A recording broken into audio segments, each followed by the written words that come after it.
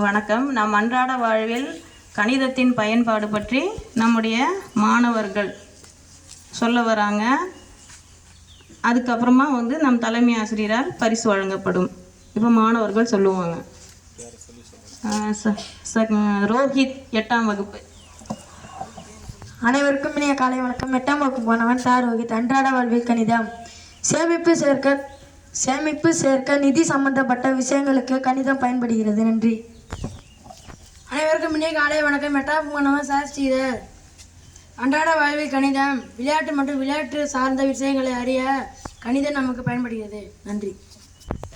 அனைவருக்கும் இனிய காலை வணக்கம். 8ஆம் வகுப்பு மாணவன் சக்தீஸ்வரன். அன்றாட வாழ்வில் கணிதம். நாம் வாழும் கட்டடங்களை கட்ட கணிதம் பயன்படுகிறது. நன்றி. அனைவருக்கும் இனிய காலை வணக்கம். 9ஆம் வகுப்பு மாணவன் முத்துக்குமரன். அன்றாட வாழ்வில் கணிதம். போக்குவரத்து மற்றும் பயணத்தை கணக்கிட கணிதம் பயன்படுகிறது. கணினி மற்றும் கணினி சார்ந்த தொழில்நுட்பங்களுக்கு கணிதம் பயன்படுகிறது. நன்றி. அனைவருக்கும் காலை வணக்கம். 7ஆம் வகுப்பு மாணவன் யுவராஜ்.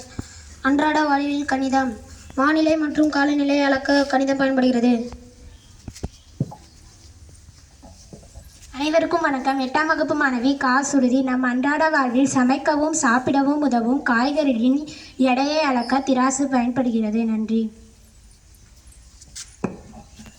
அனைத்து மாணவர்களுக்கும் தலைமை ஆசிரியர் அவர்களால் பரிசு வழங்கப்படுகிறது.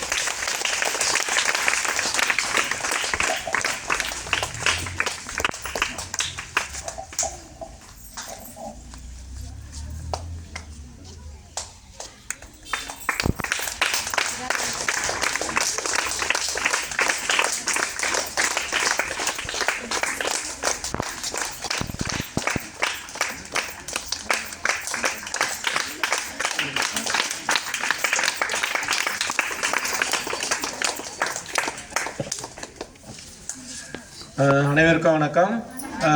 ரொம்ப அருமையாக கணித டீச்சர் அதாவது பிப்ரவரி 22ஆம் தேதி இதை சொல்லியிருந்தாங்க, அறிவிச்சிருந்தாங்க. எல்லா மாணவர்களும்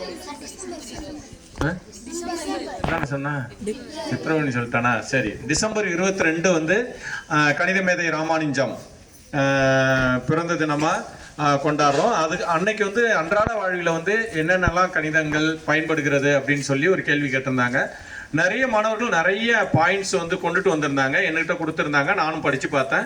ஏன்னா எல்லா பாயிண்ட்டையும் இங்கே சொல்ல முடியாது அப்படிங்கிறதுனால ஆளுக்கு ஒவ்வொன்றும் மட்டும் சொல்லி அவங்களுக்கு ரூபாய் 100 பரிசளித்து இருக்கிறார் கணித ஆசிரியர். அதனால் கணித ஆசிரியருக்கு மாணவர்களுக்கும் பள்ளியின் சார்பாக பாராட்டுகளை தெரிவித்துக் கொள்கிறேன். மேலும் அன்றாட வாழ்க்கைனாக்கா நம்ம சட்டை போட்டிருக்கோம் இல்லையா, இதில் கணிதம் வருதா?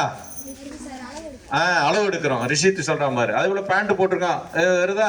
அது போல நம்ம வேஷ்டி கட்டுறோம், வேஷ்டியில் வருதா? வேஷ்டி எத்தனை முழம்?